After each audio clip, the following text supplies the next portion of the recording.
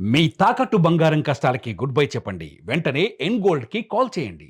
పీకల దాకా మద్యం సేవించి మెడికోని ఢీకొట్టిన కేసులో ప్రస్తుతం ఆ మెడికో ప్రియాంక ఎవరైతే ఉందో ఆమె తీవ్రమైన పరిస్థితుల్లో ఉన్నారు. ప్రస్తుతం ఆమె హైదరాబాద్ కిమ్స్లో చికిత్స పొందుతోంది.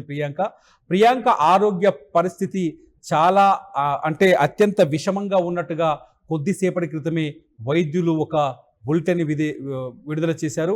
ప్రియాంకకు ప్రస్తుతం వెంటిలేషన్ పైన కృత్రిమ శ్వాసను అందిస్తున్నారు. ప్రియాంక బతకాలి, ఆమె మళ్ళీ ఆరోగ్యంగా తిరిగి రావాలంటూ కిమ్స్ ఆసుపత్రి దగ్గరికి ఆమె స్నేహితులు వచ్చి చేరుకుంటున్నారు. ప్రియాంక తల్లిదండ్రులు కన్నీరు మున్నీరవుతున్నారు. ఎంతో భవిష్యత్తున్న బంగారు భవిష్యత్తున్న ప్రియాంక ప్రస్తుతం జిఎస్ఎల్ మెడికల్ కాలేజీలో వైద్య విద్యని అభ్యసిస్తుంది. ప్రియాంక ఆగస్టు 3వ తేదీన మీరందరూ చూసుంటారు, ఒక సోషల్ మీడియాలో ఒక వీడియో వైరల్ అయింది. కార్ యాక్సిడెంట్ సంబంధించిన వీడియో మీరు స్క్రీన్ పైన చూస్తున్నారు. వీడియోని ఆగస్టు 3వ తేదీన రాజమహేంద్రవరం అంటే రాజమండ్రిలోని అప్పారావు రోడ్డులో ఒక యాక్సిడెంట్ జరిగింది. మీరు వీడియోలో చాలా స్పష్టంగా చూడొచ్చు. ఈ యాక్సిడెంట్లో ప్రియాంక ముందు ఒక స్కూటీ పైన వెళ్తుంది, వెనక నుంచి ఒక బ్లాక్ కార్లో వచ్చిన ఇద్దరు వ్యక్తులు గుడ్డిగా వెళ్ళి ఆ స్కూటీని ఢీకొట్టారు. ఈ స్కూటీతో ఢీకొట్టడంతో ఆ స్కూటీ పైన ఉన్న మెడికో ప్రియాంక తీవ్రంగా గాయపడ్డారు. ప్రియాంకకు తాత్కాలికంగా రాజమండ్రిలో చికిత్స అందించినప్పటికీ ఆ తర్వాత మెరుగైన వైద్యం కోసం ఆమెను హైదరాబాద్లోని కిమ్స్కు తరలించారు. కిమ్స్లో ఆమెకి చికిత్స అందుతోంది.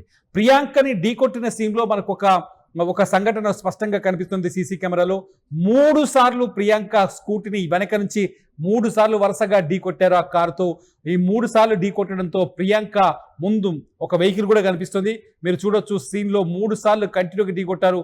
మొదటిసారి ఢీకొట్టినప్పుడు ప్రియాంక ఆ వెహికల్ దిగేసి ఉంటే ఈ ప్రమాదం నుంచి తప్పించుకునేది.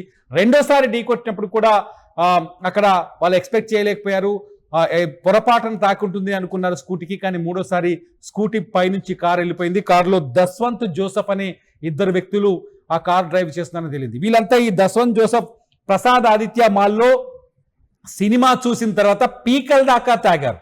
చాలా క్లియర్. ఈ కేసులో చాలా స్పష్టమైన విషయం ఏంటంటే పీకల దాకా మద్యం సేవించి రోడ్డు పైన అహంకారంతో బలుపుతో, ఇంకా చెప్పాలి అంటే ఒక బలుపుతో రోడ్డు పైన మేము ఏదైనా చేయగలమని ఒక బలుపుతో పీకల దాకా పూటుగా మందు తాగి మద్యం మత్తులో కారు డ్రైవ్ చేస్తూ వచ్చి అభం శుభం తెలియని అమాయకురాలు, ఎంతో బంగారు భవిష్యత్తున్న ప్రియాంక వెళ్తున్న వెహికల్ ఢీకొట్టారు. దీంతో అన్యాయంగా ప్రియాంక ఇవాళ బలైపోవాల్సిన పరిస్థితి ఏర్పడింది.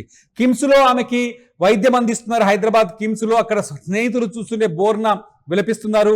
ప్రియాంక పరిస్థితి అత్యంత విషమంగా ఉందని చెప్తున్నారు డాక్టర్లు. ఇప్పటివరకైతే ప్రియాంక ఆరోగ్య పరిస్థితి పైన ఎటువంటి భరోసా ఇవ్వలేకపోతున్నారు వైద్యులు. ఎందుకంటే ఆమెకి వెంటిలేటర్ పైన ఆమెకి కృత్రిమ శ్వాసను అందిస్తున్నారు.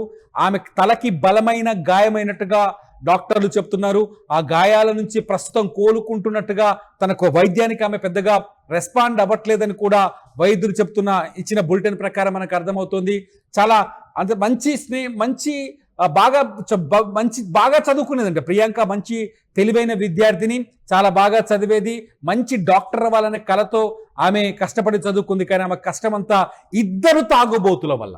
పూటుగా మద్యం సాగించి అయ్యా అమ్మ సంపాదించిన డబ్బుతో కారు కొనిస్తే ఆ డబ్బు తీసుకొని రోడ్డు మీదకి వచ్చి పీకల దాకా తాగి సినిమాలు చూసి షికార్లు చేసి దస్వంత్ జోసెఫ్లు చివరికి అమాయకులపైకి దారుణంగా కార్లను తీసుకెళ్లి ఢీకొట్టిన ఉదంతం చూస్తుంటే నిజంగా గుండె రగిలిపోతుంది.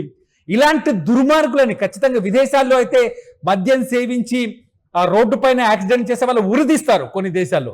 మన దేశంలో ఇటువంటి కఠినమైన చట్టాలు లేకపోవడం వల్లనే ఇటువంటి జులాయిల తాగుబోతుల ఆగడాలు కొనసాగుతున్నాయని చెప్పడానికి ఇంతకంటే పెద్ద ఎగ్జాంపుల్ లేవు. చాలా చూసాం. ఆంధ్రప్రదేశ్ తెలంగాణలో ఉమ్మడి రాష్ట్రంలో చాలా కేసులు చూసాం. చాలా కేసుల్లో మద్యం పట్టపగలు పీకల దాకా తాగి రోడ్డుపైకి వచ్చి ఆ రోడ్డు పైన అమాయకుల పైన వెహికల్స్ ని వరుసగా ఢీకొట్టుకుంటూ పోయిన సంఘటనలు చాలా చూసాం. ఏ కేసులోనూ నిందితులకి కఠినమైన శిక్షలు పడలేదు. మద్యం సేవించి డ్రైవింగ్ చేసిన కేసుల్లో ఏ నిందితుడికి, మద్యం సేవించి కారుతో ఢీకొట్టి మనుషుల ప్రాణాలు తీసిన ఏ కేసులోనూ నిందితులకు కఠినమైన శిక్షలు పడలేదు. కోర్టులో కేసు విచారణ కొనసాగుతుండగానే దాన్ని బలహీనపరచడానికి తల్లిదండ్రులు సంపాదించిన అడ్డగోలు అక్రమ సంపాదనను తీసుకొచ్చి ఆ డబ్బుని లంచాలుగా వెదజల్లి కేసుని బలహీనపరిచిన సందర్భాలతో కోర్టులు కూడా ఏ నిందితుడికి కఠినమైన శిక్ష విధించిన అవకాశం దొరకలేదు, సందర్భం కనిపించలేదు. ఇవాళ కూడా రాజమండ్రిలో జరిగిన ఇప్పుడు ఈ సంఘటన విషయంలో కూడా అదే జరగకూడదు. ఖచ్చితంగా ఒక అమాయకురాలి ప్రాణాన్ని బలి తీసుకునే స్థాయిలో, ఒక అమాయకురాలి ప్రాణాలకి ముప్పు తీసుకొచ్చే స్థాయిలో యాక్సిడెంట్ చేసిన ఈ ఇద్దరు జులాయిలకు, ఈ ఇద్దరు ఏమంటారు తిరుగుబోతులకు, తాగుబోతులకు ఖచ్చితంగా కఠినమైన శిక్ష పడాల్సిన అవసరం ఉంది. ఇటువంటి తాగుబోతులని కఠినంగా శిక్షిస్తే, జైల్లో బంధిస్తే సరిపోదు, వీళ్ళకి కఠినమైన శిక్షలు విధించినప్పుడే ఎవడైనా మద్యం సేవించి రోడ్డు పైన వాహనాన్ని నడపాలంటే భయపడతాడు. కఠినమైన శిక్షలు పడ్డప్పుడే రోడ్డు పైన మద్యం సేవించి వాహనాన్ని నడిపితే ఇతరుల ప్రాణాలకు ప్రమాదం ఉంటుందనే విషయాన్ని నమ్ముతాడు.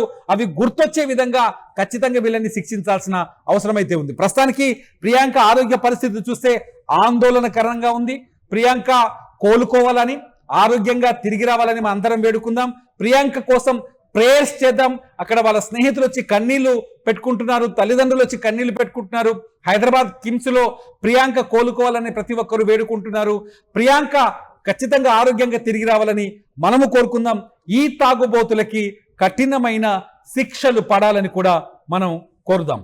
ప్రభుత్వాలు కూడా ఈ దిశగా, ఈ తాగుబోతుని కంట్రోల్ చేసే దిశగా కఠినంగా వ్యవహరించాల్సిన అవసరం అయితే ఉందని నేను చెప్తున్నాను. మరి మీరేమనుకుంటున్నారు? నిజంగా ప్రియాంక లాంటి అమాయకులను చూస్తే మీకు ఏమనిపిస్తుంది?